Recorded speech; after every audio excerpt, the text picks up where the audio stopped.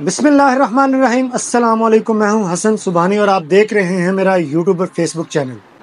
آج میں آپ کو ایک ویڈیو دکھاؤں گا، آگے چل کر اس ویڈیو کے بارے میں بات ہوگی۔ میں کبھی کبھی سوچتا ہوں کہ انسان کی جو تخلیق ہے نا، وہ کیا ہے؟ اس نے کبھی اپنی تخلیق پر غور کیا ہے؟ شاید نہیں کیا، بالکل نہیں کیا۔ انسان کی حقیقت یہ ہے کہ اسے ایک گندے نطفے سے پیدا کیا گیا۔ جی، ایک گندے نطفے سے پیدا کیا گیا۔ اس انسان میں اتنا تکبر کیوں، اتنا غرور کیوں؟ یہ بات مجھے آج تک سمجھ نہیں آئی۔ یہ بھی بتاتا چلوں، یہ ویڈیو کچھ پرانی ہے، اس کے علاوہ بہت سی باتیں اور بھی ہیں جو میں آپ سے شیئر کروں گا۔ پہلے آپ یہ ویڈیو دیکھیں، پھر بات ہوتی ہے۔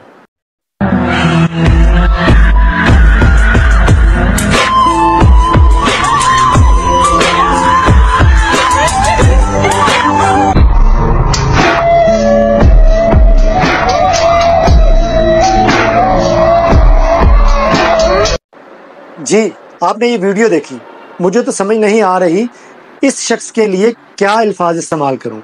ویسے تو گھر کے اندر، گھر سے باہر، کاروبار کی جگہ پر اس طرح کا رویہ اپنایا جاتا تو بات کچھ اور ہوتی، لیکن ویڈیو میں اس شخص کی جانب سے جس رونق کا مظاہرہ کیا جا رہا ہے، اس کی کوئی جسٹیفیکیشن نہیں ہو سکتی۔ مسجد میں، خدا کے گھر میں یہ رویہ، کوئی بندہ اس سے پوچھے، اس اللہ کے بندے سے پوچھے، ہم نماز میں خدا کی ذات سے کیا مانگتے ہیں؟ خدا سے نیک لوگوں کے راستے پر چلنے کی دعا مانگتے ہیں، اے اللہ ہمیں سیدھا راستہ دکھا۔ اگر تمہیں مسجد میں آ کر بھی سیدھا راستہ نہیں ملا تو معذرت سے کہوں گا، ایسی نمازوں کا پھر کوئی فائدہ نہیں۔ کیا آپ سمجھتے ہیں کوئی فائدہ ہے؟ میں سمجھتا ہوں کوئی فائدہ نہیں۔ کیا پھر یہ نمازیں ہمارے منہ پر نہیں مار دی جائیں گی؟ بتائیے، ضرور مار دی جائیں گی۔ پھر ہم کہتے ہیں ہمارے بچے، ہم چھوٹے چھوٹے بچوں کو مسجد میں بھیجتے ہیں نا، پھر ہم کہتے ہیں ہمارے بچے نماز جو ہے نا وہ کیوں نہیں پڑھتے؟ میں آپ کو ایک بات بتاؤں، ہر مسجد میں کچھ پکے نمازی ہوتے ہیں، کچھ کی بات کر رہا ہوں، کچھ نمازیوں کی پکے نمازی ہوتے ہیں۔ آپ کو 5 وقت کی نماز پڑھتے ہوئے نظر آئیں گے، لیکن مجال ہے کوئی بچہ یا شخص مسجد میں غلطی سے چوں بھی کر جائے۔ غلطی سے کسی کو ہوتا ہے کہ وہ جلدی میں آتا ہے اور اپنا موبائل فون آف کرنا جو ہے نا اس کو یاد نہیں رہتا، اور دوران نماز موبائل کی گھنٹی بج جائے تو پھر خدا کی پناہ، آپ کو کوئی بندہ اس پکے نمازی کے غیظ و غضب سے نہیں بچا سکتا۔ میں ہرگز یہ طویل پیش نہیں کر رہا کہ دوران نماز موبائل فون کو آف نہیں کرنا چاہیے، بیل کو آف ہونا چاہیے۔ اچھا، یہ بھی ہوتا ہے کہ کوئی جلدی سے مسجد میں آیا، آپ دیکھتے ہیں فوراً وضو کرتے ہیں، مسجد میں آ جاتے ہیں، اسے یاد نہیں رہا، ہو جاتا ہے ایسا کئی نمازوں میں، میرے ساتھ بھی ہوا ہے۔ ہوتا ہے کہ بعض دفعہ جلدی میں موبائل فون آف کرنا بھول جاتا ہوں۔ بہت سارے لوگوں کے پاس اینڈرائڈ موبائل ہوتا ہے، اور اس موبائل فون کے بارے میں انہیں میں سمجھتا ہوں کچھ علم نہیں ہوتا۔ ان کے پیارے بچوں نے صرف اتنا بتایا ہوتا ہے کہ یہاں سے آپ نے سننا ہے اور یہاں سے آف کرنا ہے۔ بہت سارے بزرگ ایسے ہیں جن کے پیاروں نے انہیں اینڈرائڈ موبائل لے کر دیا ہوتا ہے، نہ چاہتے ہوئے بھی وہ اس کو استعمال کر رہے ہوتے ہیں کہ یار بچے نے لا دیتا ہے تو چلو استعمال کر لیو، وہ بھی ضد ہوتا ہے کہ نہیں جی ابو جی انو استعمال کرو، وہ استعمال کر رہا ہوتا ہے۔ اگر ان سے یہ غلطی ہو بھی جاتی ہے تو کیا آپ سمجھتے ہیں؟ میرا تو یہ ماننا ہے کہ غیر دانستہ طور پر اس طرح کی کسی غلطی پر خدا کی ذات پکڑ نہیں کرے گی، اس لیے ہمیں درگزر کرنا چاہیے بھائی۔ ہمیں بطور مسلمان اپنے اخلاق کو بہتر بنانا چاہیے۔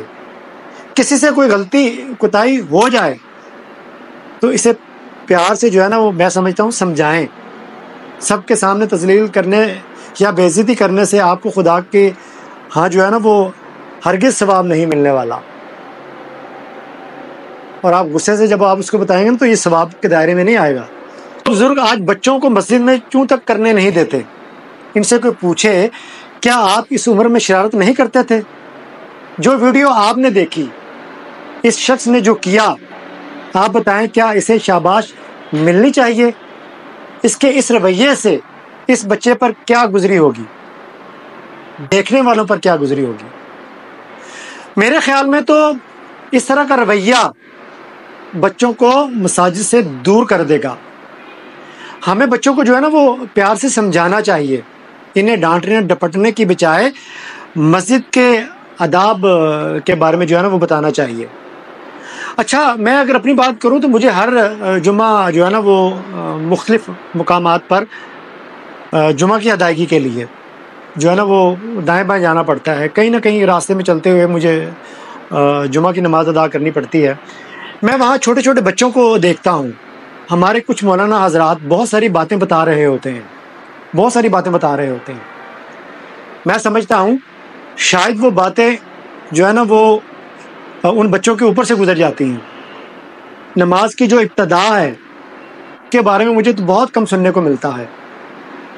جہاں نماز ادا کرتا ہوں، خاص کر اگر میں رمضان کی بات کروں تو ہمارے جو پکے نمازی ہیں، جنہیں ہم سینئر نمازی کہہ سکتے ہیں، یقین جانیے آج تک انہیں یہ ہی معلوم نہیں ہو سکا کہ نماز میں کھڑے کس طرح ہونا ہے۔ خدا کی قسم نہیں پتا نماز میں کھڑے ہونے کا طریقہ کیا ہے۔ میں بہت سارے نمازیوں سے کہتا ہوں کہ کندھے کے ساتھ جو ہے نا وہ کندھا ملا کر کھڑے ہوں۔ مجھے برا لگتا ہے جب کوئی کندھے کے ساتھ کندھا ملا کر نہیں کھڑے ہوتا۔ مجھے آگے سے جواب ملتا ہے کہ آپ اپنا کام کریں۔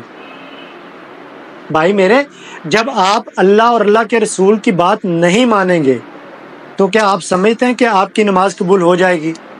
اس سے بہتر ہے بھائی اگر کندھے کے ساتھ کندھا نہیں ملانا تو آپ گھر پر نماز پڑھ لیں، وہ زیادہ بہتر ہے۔ کہتے ہیں، بات سننے والی ہے، کہتے ہیں صفوں کو درست رکھو، تمہارے دلوں میں اختلاف نہیں ہوگا۔ آپ نے ایک چیز اور بھی نوٹ کی ہوگی، ہم آٹے چینی کی لائنوں میں نا بڑے ساتھ کھڑے ہوتے ہیں، وہ بچوں تیلا بھی نہیں لنگدا۔ جب نماز کی باری آتی ہے، اللہ کے حضور کھڑے ہونا ہوتا ہے تو بس کھڑے ہو جاتے ہیں، نہیں دیکھتے کھڑے ہونے کا طریقہ کیا ہے۔ میں یہاں ایک بات کہوں گا تمام ائمہ کرام مولانا حضرات سے، سر آپ جو ہے نا جمعہ کے دن جب آپ تقریر کرتے ہیں تو کوشش یہ ہونی چاہیے، آپ کی کوشش یہ ہونی چاہیے کہ سوالوں جواب کا ایک سلسلہ جو ہے نا وہ آپ رکھیں، وہ شروع ہونا چاہیے۔ کسی نمازی کو کوئی سوال اگر آپ سے پوچھنا ہے تو آپ خود کہیں ان سے، کسی کو کوئی سوال پوچھنا تو بتائیں، آپ جواب دیں ان کے۔ مولانا حضرات کو چاہیے کہ وہ سوالوں کا جواب دیں۔ بہت ساری باتیں بہت سارے لوگوں کے جو ہے نا وہ میں سمجھتا ہوں کہ اوپر سے گزر جاتی ہیں۔ ہر جمعہ کے دن ایک سیشن جو ہے نا وہ ہونا چاہیے۔ سب سے اہم چیز جو ہے نا وہ نماز ہے۔ نماز کے بارے میں لوگوں کو زیادہ جو ہے نا وہ میں سمجھتا ہوں آگاہی دیں، انہیں آگاہ کریں۔ یقین جانیے لوگ بچپن سے جوانی میں آئے، جوانی سے بڑھاپے کی طرف رواں دواں ہیں، ابھی بھی ان لوگوں کو یہ نہیں پتا کہ نماز میں کھڑے کیسے ہونا ہے، نماز کے آداب کیا ہیں، نہیں پتا، خدا کی قسم نہیں پتا۔ میری